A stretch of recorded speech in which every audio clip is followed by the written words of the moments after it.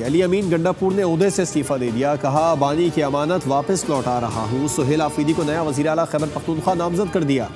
अली अमीन को तब्दील करने का फैसला KPK के मौजूदा हालात के बायस किया गया। बैरिस्टर सलमान अकरम राजा ने गंडापुर को हटाने की तस्दीक कर दी। कहा बानी PTI ने अली अमीन गंडापुर को इस्तीफा देने का हुक्म दिया। बैरिस्टर गौहर बोले अली अमीन आज पेशावर जाएंगे, कल इस्तीफा देंगे। इस्तीफा पेशावर से गवर्नर KPK को भिजवाएंगे।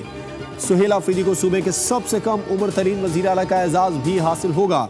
साथ ही वो कबायली इलाका जात से बनने वाले पहले वज़ीर आला भी होंगे।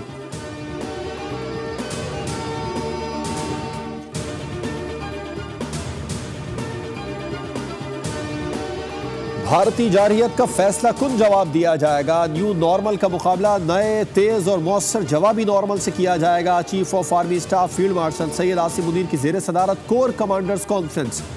भारतीय दहशतगर्द प्रॉक्सीज के जरिए दहशतगर्द हमलों में शोहदा के लिए फातिहा खानी। सैलाब के दौरान रिलीफ और रेस्क्यू ऑपरेशन पर मुसल्लह अफवाज के जज्बे और आज़म की तारीफ। फील्ड मार्शल का पाक फौज की पेशावराना सलाहियतों पर मुकम्मल एतमाद का इजहार। शुरा का कश्मीरी अवाम के हक़ खुद इरादियत की गैर मुतज़लज़ल हिमायत का इयादा।